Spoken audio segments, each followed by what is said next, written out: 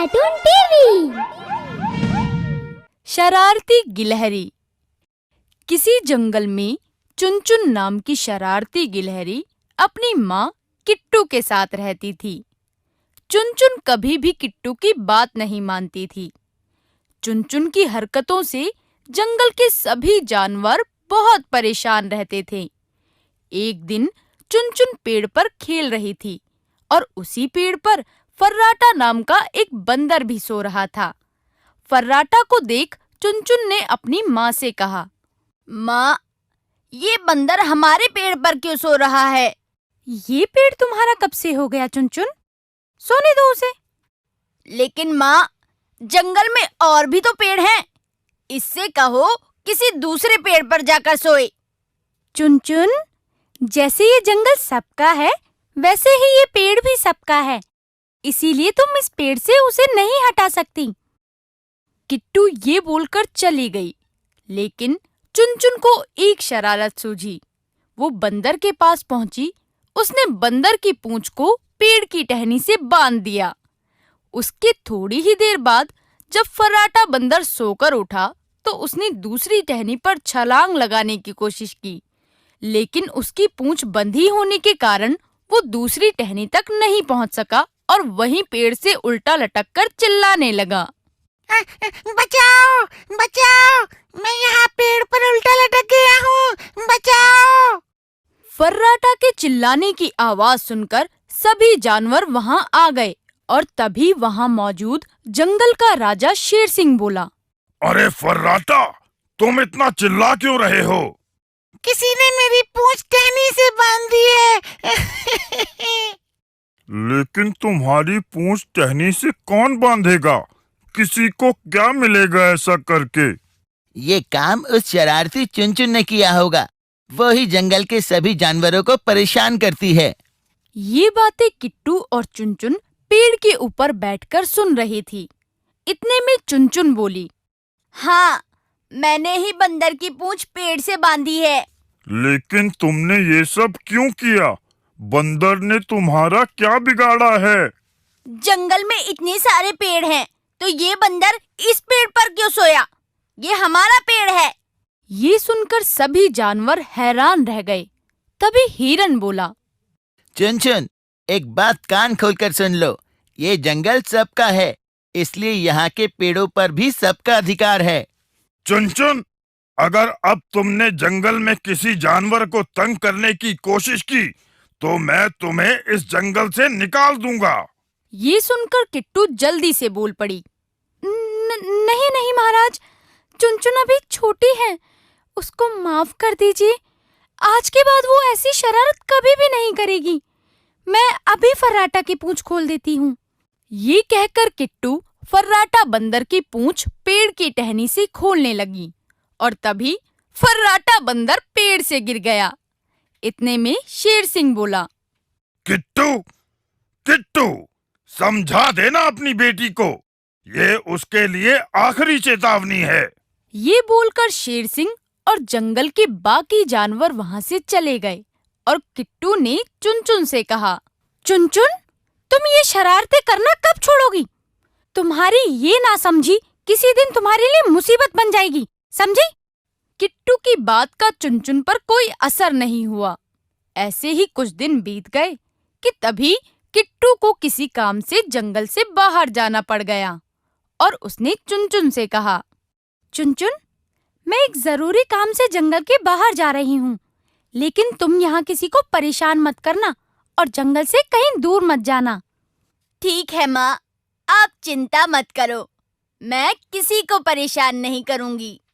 लेकिन चुनचुन की बात पर किट्टू को विश्वास नहीं था, इसीलिए उसने अपने पड़ोस में रहने वाले कालू कौवे से कहा, कालू भाई, मैं जंगल से बाहर जा रही हूँ, 1-2 दिन में वापस आ जाऊंगी। क्या तुम चुनचुन का ख्याल रखोगे? ठीक है किट्टू, लेकिन जल्दी आने की कोशिश करना। तुम्हारी बेटी को ज्यादा दिन तक संभालना मेरे बस की बात नहीं है। का, का। कालू भाई, चिंता मत करो, मैं जल्दी आने की कोशिश करूंगी। ये बोलकर किट्टू चली गई और चुनचुन वहीं जंगल में रहने लगी। एक दिन चुनचुन पेड़ पर अकेली बैठी सोच रही थी। माँ को गए हुए इतने दिन हो गए, क्यों ना मैं भी जंगल से बाहर जाकर माँ से मिल लूं। माँ मुझे देखकर कितना खुश होंगी। ये सोचते हुए वो पेड़ से उतरने लगी ताकि वो जंगल से बाहर जा सके।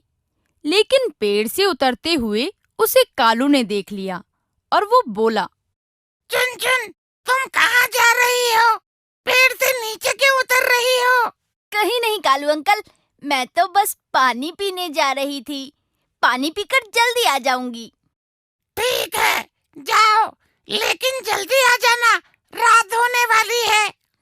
कालू की बात सुनकर चुनचुन वहां से चली जाती है और वो जंगल से बाहर जाने की कोशिश में रास्ता भूल जाती है।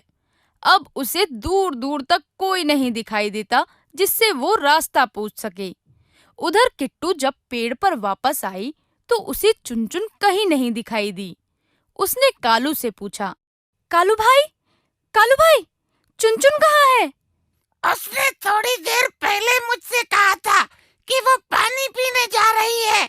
उसके बाद वो अभी तक नहीं लौटी। कहीं वो किसी मुसीबत में न फंस जाए। हमें जाकर उसकी मदद करनी चाहिए। और रात भी होने वाली है। हमें अभी जाकर जंगल के सभी जानवरों को बताना चाहिए। ये कहकर किट्टू और कालू ने जंगल के सभी जानवरों को सारी बात बता दी। सभी चुनचुन को इधर उधर ढूंढने लगे, लेकिन वो कहीं नहीं मिली। तभी कालू को आसमान में एक बाज उड़ता हुआ दिखाई दिया।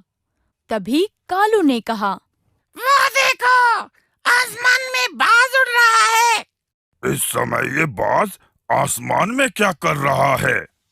लगता है वो अपना भोजन ढूंढ रहा है। हिरन की बात सुनकर किट्टू घबरा गई और बोली, कहीं ऐसा तो नहीं उस बाज की नजर मेरे किट्टू पर पड़ गई हो? तुम चिंता मत करो, मैं अभी अपने दोस्त मिट्टू तोते के साथ जाता हूँ और पता करता हूँ। ਕਾਂ, ਕਾਂ। ये कहकर कालू मिट्ठू के साथ बाज का पीछा करने चला गया। उसने देखा कि बाज चुनचुन के ऊपर मंडरा रहा था। ये देखकर कालू समझ गया कि उस बाज का शिकार चुनचुन ही थी। उसने सारी बात जंगल के जानवरों को बता दी और वापस चुनचुन की मदद करने मिट्ठू तोते के साथ चला गया। अब बाज ने मौका पाकर चुनचुन को अपने पंजों में दबा लिया। ये देखकर कालू बोला, मिट्टू, जल्दी उस बाज के पास चलो, नहीं तो वो चुनचुन को खा जाएगा। ये सुनकर मिट्ठू और कालू आसमान में बाज से लड़ने लगी। वो दोनों बाज पर अपनी चोंच से लगातार वार करने लगे। इसी दौरान चुनचुन बाज के चंगुल से छूट गई। चुनचुन को नीचे गिरता देख जानवरों ने पत्तियों और घास से बना हुआ जाल नीचे बिछा दिया। चुनचुन उस नरम जाल पर आ गिरी। चुनचुन बेटा, तुम ठीक तो हो ना? हाँ माँ, मैं बिल्कुल ठीक हूँ। चुन, हम तुम्हें इसलिए समझाते थे कि शरारत मत किया करो। देखा, तुम कितनी बड़ी मुसीबत में फंस गई। ये सुनकर चुनचुन अपनी माँ से बोली, मुझे माफ कर दो माँ, मैंने कभी आपकी बात नहीं सुनी। अब से मैं कोई शरारत नहीं